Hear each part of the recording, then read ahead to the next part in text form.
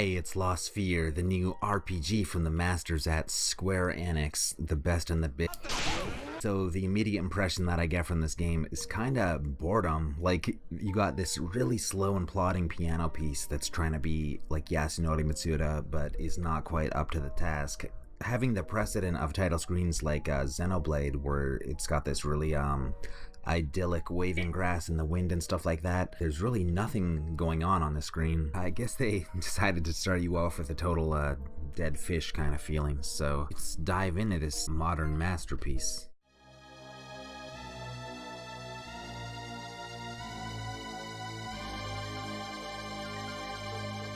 Wait, man called king. So like he's not the king, and they didn't want you to think he was the king, so they couldn't just put his name as king in the message box. So they had to write man called king. But like, why even put yourself in that predicament to begin with? Why don't you just name him Jason? The ATB, you know, it could be faster, it could be slower though, could be FF9, and nobody wants that. This is one of those games where you start off with like a billion skills that all kind of do the same thing. Maybe he has an elemental weakness though. Yo, what's the menu back button? What is with the menu controls in this game? Like, yeah, when I press escape in a battle menu, that means I want to quit the game. That's a reasonable assumption to make. Oh, we got him. How did he turn into a robot? That seems like a difficult to justify ability in the lore. I don't really know. So I do like how you can change your battle position, because a lot of RPGs, they have these kind of position-based skills, but you can't actually manipulate your position in a meaningful way, so hopefully that's actually made use of in the encounter design. Yeah, I'm still confused on how this guy just suddenly turned into a robot, but it took him out, man. Oh, he actually just left. Okay. Oh, this is one of them anime philosophers. Okay, I gotcha. Wait, so like, whose heartfelt memories are we actually reading right now? Because I don't know who's saying this. Like, I haven't met any actual characters. So it's saying like these intimate things about like when his mother was alive and stuff like that. Can't really emotionally connect to this monologue because I don't know who's speaking. Like, so the kind of awful thing about this game is that the gamepad doesn't work, so you gotta play it with the keyboard, but they have such fucking bizarre key bindings by default, and they don't really make sense. Okay, let's set up some controls that normal game developers use for their keyboards. So like, if you've played any PC game in the last like 15 years, you're gonna have E for examine, said to be a representation of Genesis. 600 million different types of elemental resistance. It's pretty cool. And he starts off with 0 skills. You know, that first battle is gonna be brimming with tactics. I can already feel it. Why does this kid keep ethers beside his bed if he doesn't have any skills? Like, is this guy like one of those dudes who has 17 guitar effects pedals, but he can't actually play guitar? Because it kind of feels that way. Hey, what's up, Lumina?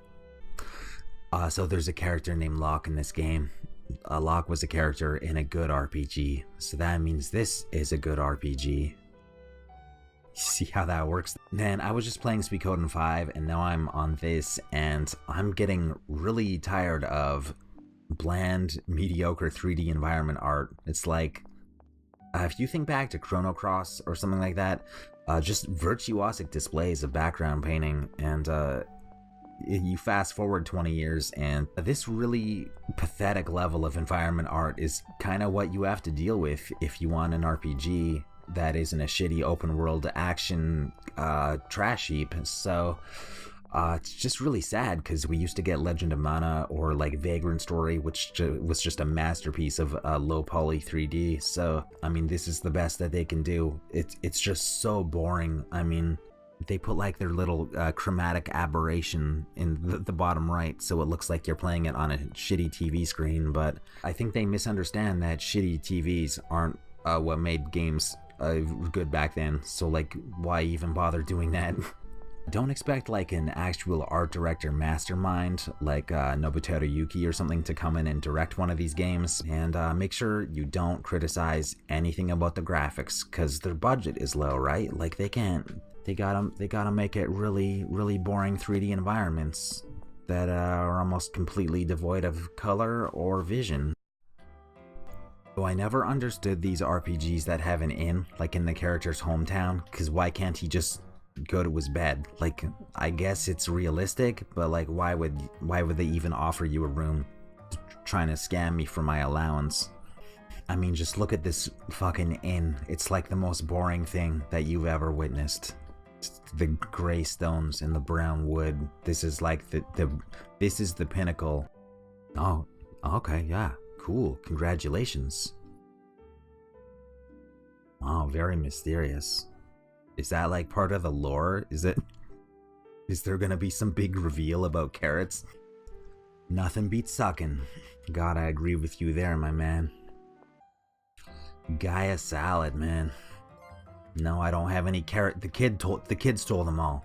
Hey, why do they burn torches like in the middle of the day? That seems like a waste of energy. It's kind of stunning how bland the main character 3D models are, because it's kind of like 101 RPG wisdom that you want your protagonist to have really strong silhouettes and colors so that they stand out, and especially from above. But like these guys are almost indistinguishable from NPCs. It's just kind of weird. Like, wouldn't you want your characters to be good? I guess not. Cool. I can't actually make the king memory and thunder memory. We got spell crafting. Okay, I want you guys to look at this. I want you to look at this item description, because I think these people are very confused about their world building. This is the kind of description that you would expect to see on a character's like default weapon that they start the game with. It's like, okay, this character made this thing themselves, because it's like they're from a small town and they had to kind of makeshift construct a weapon. So when you go to the store, you probably shouldn't see that character's personally crafted weapon available for purchase in mass quantities. I'm just saying, man. Maybe if you put a little bit of care into your RPG, this kind of thing wouldn't happen. But Square Enix. Hey, though, at least if I lose the Genesis blade, I can just go back to the local store and get another one. Someone didn't pick up this treasure. 2 S potions. Free for the taking. You cannot write this patriarchy bullshit in 2018, given the kind of old world's idyllicism of this place, where everybody kind of finds perfection in the old way of doing things, like out in the old countryside. And you have this character saying like, yeah, the best thing for a woman is to help her man achieve his dreams. It's like, what? Those sprites in the top, like what am I looking at here? Is this like the starman.net forum? Maybe this game is like making fun of RPGs or something. Like I can't imagine more dull town or characters who inhabit it. So like, I don't know, maybe this is going to turn out to be like a Matrix simulated reality where everybody is meant to be happy, because I just get a really weird vibe off this town, and I'm not sure if it's like deliberate or just really awful writing.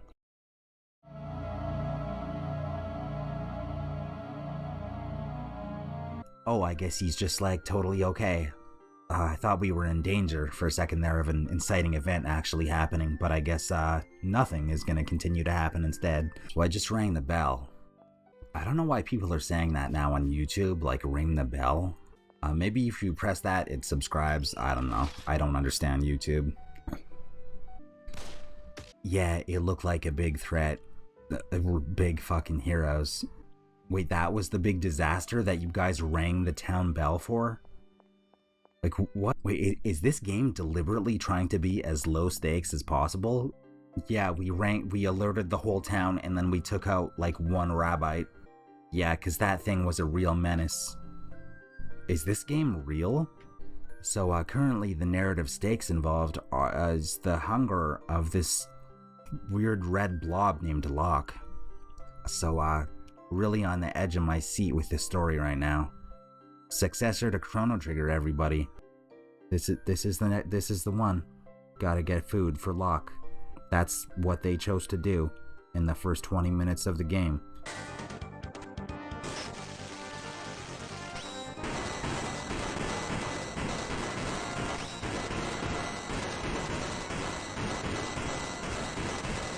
This character that I just met is hungry and he needs to find the carrots. Oh, we're gonna catch fish now. Now I'm fucking really riveted. So now I'm just fascinated. Like I wanna see if the stakes of this story can get any lower than they already are. I'm predicting now that the next gigantic plot crisis is that we won't be able to find any worms to use as bait. Yeah, things are really disastrous around here. I feel like this entire thing is a joke right now. Like this can't be real. This can't be the real story that they wrote. Like I honestly feel like this game is trolling me right now. If they wrote the thing with like the monster invasion of the town and then they like rang the town alert bell and then it was like one pouring, they can't have written that and it not be self-aware. There is no writer on earth that is that oblivious. It just can't happen, man. It just can't happen. Let's talk about narrative momentum for a second here, because the developers of this game's stated intention is to emulate like the 90s classics, SNES, PS1, stuff like Chrono Trigger specifically. And if you look at games like 6 or Chrono Trigger, those games start off with a tremendous amount of narrative momentum. Like in the case of 6, you got like crazy shit happening right away. It's like they just are completely incapable of learning what made those good. People didn't love Final Fantasy VI and Chrono Trigger because they started you off and then bored you to death immediately. It's like, it seems like a really obvious thing that you should be able to learn from those games just by looking at them. Like even cursory observation, not really molecular level dive into kind of their narrative mechanics and stuff like that. It's just like the most obvious forward-facing thing about those games that's good. People constantly praise the fast pacing and kind of compelling moment-to-moment story of Chrono Trigger, and it's like, if they said they wanted to make Dragon Quest and this was the result, I'd be like, okay, that makes sense.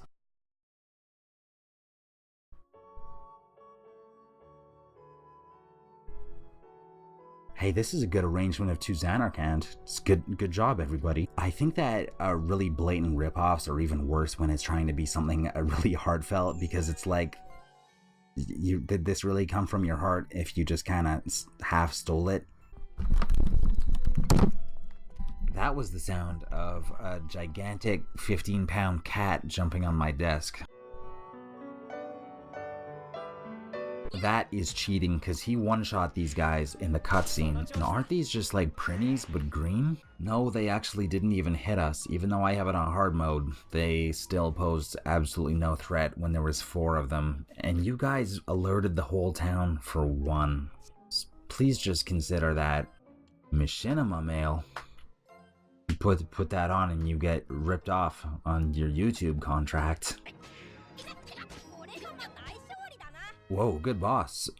He didn't do anything at all. I just hit him, and then he died. This is on hard mode. So, yo, at least the battles are good. Yeah, guys, you better run back to town. I'm sure the bell ringing represents a very serious issue. It's Hermione tonic. You drink it, and it turns you into a little know-it-all bitch. Pleasure. Yeah, I have not bought the Machina mail because it reminded me of Waka, and nobody wants to be reminded of Waka. Hey, if they do like a thing where we find Locke face down in the dirt again, but he's actually just hungry again, I'm gonna lose my mind. The strange thing about this game is that I actually like the character art as it appears on the menus, but not only do the 3D models kind of look nothing like those, and they don't really communicate the whatever design is in those characters, they also don't show the face sets in the dialogue boxes, so it's really hard to get a sense of the characters' personalities coming through. They just feel so dead. Wait, did she just punch the lake? That is definitely not a fish. I already know your joke before you deliver it. I already know the joke. It's not gonna work on me, because yeah. So he just jumped into the lake to capture it. Man, dude, how am I supposed to relate to all these characters if they're all complete idiots? I can't. I just want to play an RPG with good characters. Where's the real Locke and Terra and Edgar? Like, these people weren't fucking morons. So why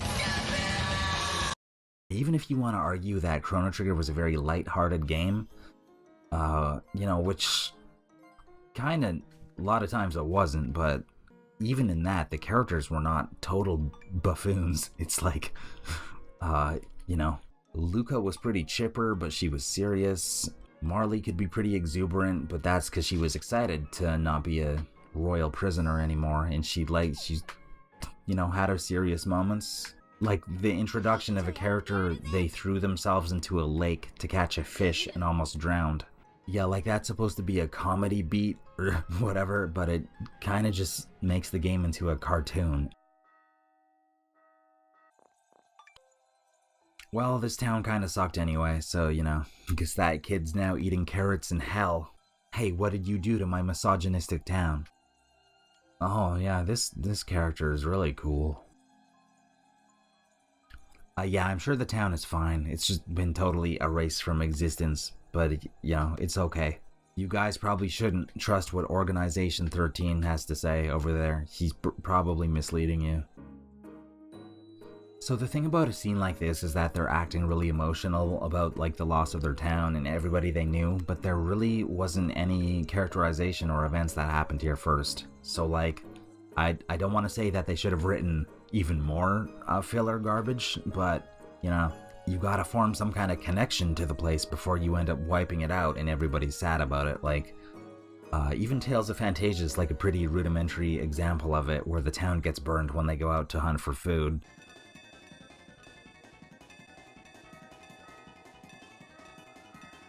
But Chester's little sister was there, and she fucking died in the fire, which is pretty brutal. And, even though there wasn't a lot of narrative legwork being done to make the town really endearing to the player or anything like that, just the idea of your, 8-year-old sister getting burned to death, that was enough to make that at least be effective on some level, and they just didn't do anything in this game. Like, there was not even a named character left behind in the town that the protagonist can now mourn through, just kind of mourning the nebulous concept of the town itself, which not really pulling the heartstrings, I gotta say.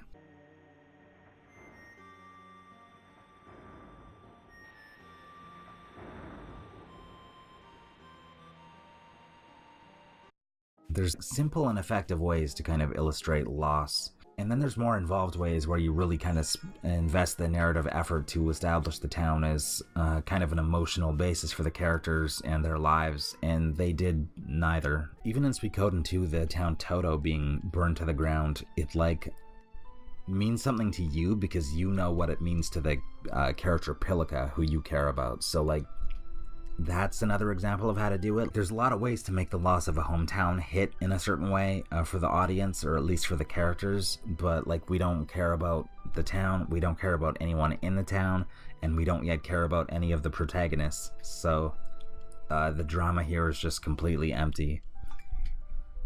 It's just kind of writing 101 stuff that you'd expect anybody should know if they consider themselves a professional. I don't want to do this. I want some magic spells. That's really annoying.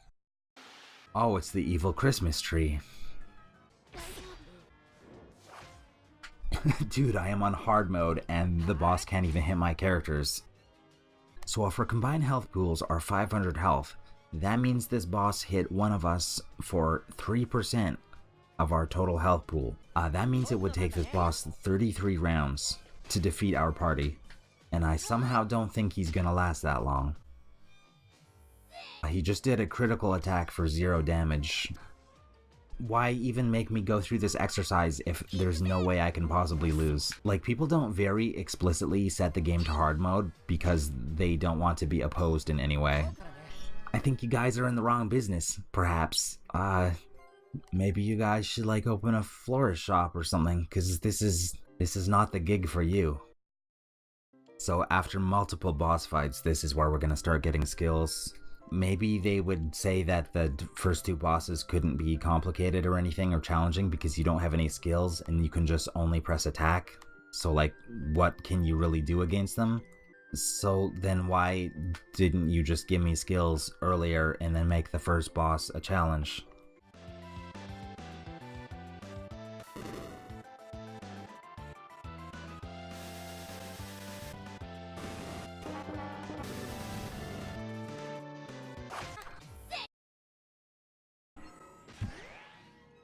So this character can do like 10 times as much damage as everybody else. You'd think in kind of basic balancing principles, if a character can hit multiple opponents at once, their damage output would be lower, like per target, so that to kind of maximize their effectiveness, you have to hit multiple people, but they just do as much or more damage than the single target attackers. So they end up just being vastly superior in every way. Like in Final Fantasy game, you press the L button to cast on multiple people, it does less damage, you know? It's just kind of the basic thing that any like normal person would think of. 2018 RPG. We have shops that don't offer you to equip it from the menu after you buy it. Just try to digest that for a moment, if you will. Why does this song sound like kind of knockoff Hamazu? I guess this entire game is like knockoff something. Wait, so is he a king? I don't need to know all of this stuff. You guys are bad characters and I don't care about you because I don't emotionally connect to you. Because you're all either completely devoid of personality or the one character who does have a personality is a silly cartoon. So I just don't care, and it's a bad time all around. No, nobody wanted this. I'm out of here. Goodbye, Lost Sphear. It was a good time. I lied though, it wasn't a